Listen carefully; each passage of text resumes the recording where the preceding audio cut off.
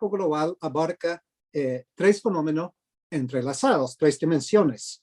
La primera es que estamos viendo alrededor del mundo una expansión de los sistemas transnacionales de represión, de control social y de guerra. La segunda dimensión del Estado policíaco global es lo que yo califico como la acumulación militarizada o acumulación por represión. Es decir, que el Estado policíaco global es una estrategia de acumulación de capitales frente al estancamiento de la economía global. Y la tercera dimensión de este concepto de Estado policíaco global es la extensión de proyectos y de sistemas políticos dictatoriales, autoritarios y hasta fascistas frente a la crisis de la legitimidad de los estados y de la hegemonía capitalista. Ahora bien, ninguna de estas tres dimensiones del Estado policíaco global es novedosa por sí sola, pero ahora están entrelazadas de forma nueva que indica para mí una fase nueva y extremadamente peligrosa en el capitalismo global y con la aguda crisis como telón de fondo. Pero retrocedemos un poco. Desde hace 3 décadas yo vengo teorizando el capitalismo global como una época cualitativamente nueva en la evolución continua y abierta del capitalismo mundial. Y en ese sentido podríamos identificar 4 grandes épocas de este sistema que lleva ya más de 500 años. La primera época se llama mercantilismo, que comienza con esa fecha simbólica de 1492 con la creación violenta del mercado mundial a partir de la conquista de las Américas. Y ese mercantilismo, como la primera gran época del capitalismo mundial, va de 1492 hasta otra fecha simbólica de 1789, la Revolución Francesa. Y pasamos a la segunda gran época del capitalismo mundial, que es la la época clásica competitiva. Marx estaba investigando y escribiendo justo en este periodo del capitalismo clásico competitivo. Y esta época va de esa fecha simbólica de 1789, la Revolución Francesa, hasta finales de los 1800. De tal manera que pasamos a una tercera gran época, que es lo que algunos han llamado monopólico, el capitalismo monopólico. Yo lo califico como el capitalismo de Estado-nación. Lenin escribe su tesis sobre el imperialismo durante esta tercera gran época del capitalismo mundial. Ahora, para mí, a diferencia de la gran mayoría de los analistas, incluyendo y sobre todo los analistas marxistas, entramos hacia finales del siglo XX a una cuarta gran época del capitalismo mundial, que es el capitalismo global, la globalización. Y la crítica que tengo de la mayoría de los analistas es que han quedado congelados en las condiciones del siglo XX.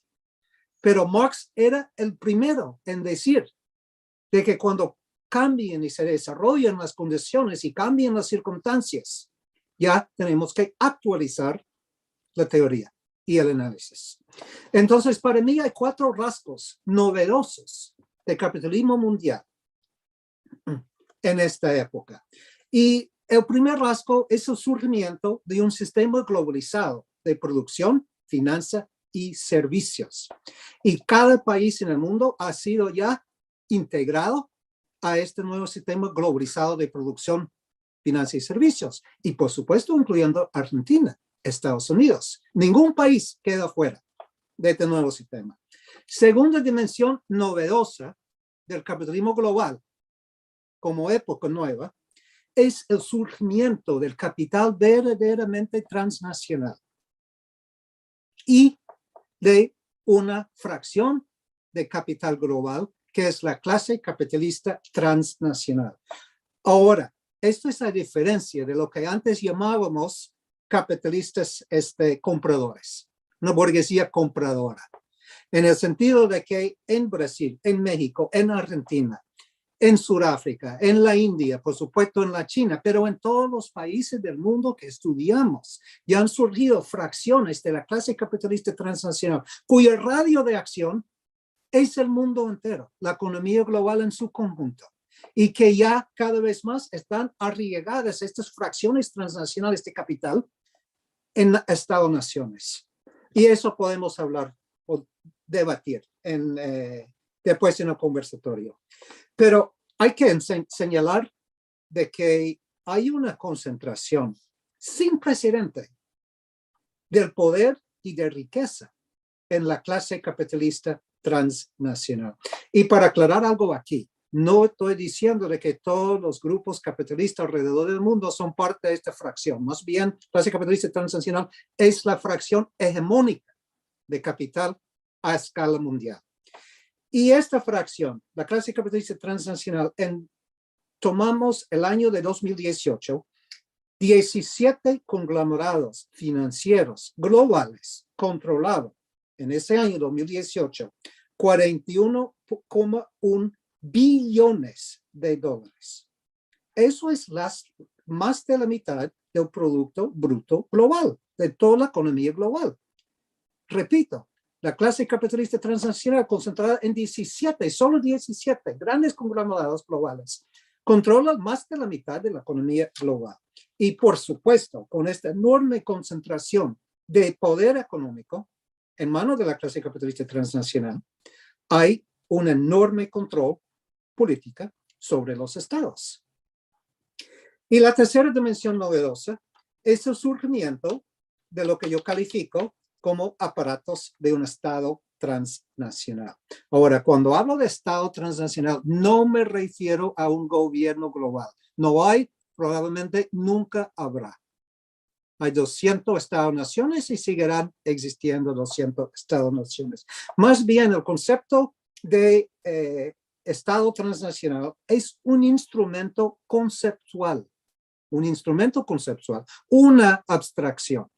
Y estos aparatos de Estado transnacional se refieren a una red cada vez más densa de Estados-naciones transnacionalizados, del Estado-nación transnacionalizados, junto con organizaciones inter, trans y supranacionales, mediante la cual esta densa red, la clase capitalista transnacional, intenta imponer su estrategia política, sus estrategias de acumulación transnacional y de organizar su poder clasista en el sistema global. Y es mediante esos aparatos de Estado transnacional que han impulsado en los últimos 30, ya 40 años, los tratados de libre comercio, los programas de ajuste estructural, las políticas neoliberales, etcétera, etcétera. Y un solo ejemplo en Argentina, porque ahí están ustedes. Pero eso se ha dado en la gran mayoría de los países. La reforma de los códigos laborales. ¿Por qué la clase capitalista transnacional? Y ese es un solo ejemplo. ¿Por qué la clase capitalista transnacional quiere reformar el código laboral? Porque quiere mano de obra flexibilizada y precarizada para mayor explotación y mayor control sobre clases obreras. Esa reforma de códigos laborales para flexibilizar la mano de obra, desregular la mano de obra, se da en todos los países del mundo. Pero la clase capitalista transnacional, ¿cómo la ha impuesto? Por medio del Estado transnacional, de las instrucciones del Fondo Monetario, etcétera, etcétera. Y la cuarta dimensión novedosa de esta nueva época del capitalismo mundial son nuevas modalidades transnacionales de desigualdad y de dominación. Todavía tenemos la contradicción norte-sur o centro-periferia. Ahí existe esa contradicción y existen las profundas desigualdades entre los países, entre comillas, desarrollados y subdesarrollados. Pero cada vez más adquiere más importancia, analítica teórica, pero política también, las relaciones clasistas transnacionales por encima de la contradicción norte-sur. ¿Y qué es lo que estamos viendo en los países, entre comillas, desarrollados? estamos viendo la rápida precarietización y tercermundialización de amplios sectores de la población. Y Lenin hablaba de la aristocracia laboral concentrada en los países ricos. Pero ¿qué es lo que estamos viendo? Que esa aristocracia laboral está cada vez más pequeña en países como Estados Unidos, como Inglaterra, etcétera, mientras se profundiza la globalización capitalista y la precarietización. Eso podemos también debatir. Ese es un gran tema. Pero de tal manera que tenemos estos cuatro rasgos novedosos que caracterizan una nueva época en el capitalismo mundial, la época del capitalismo global.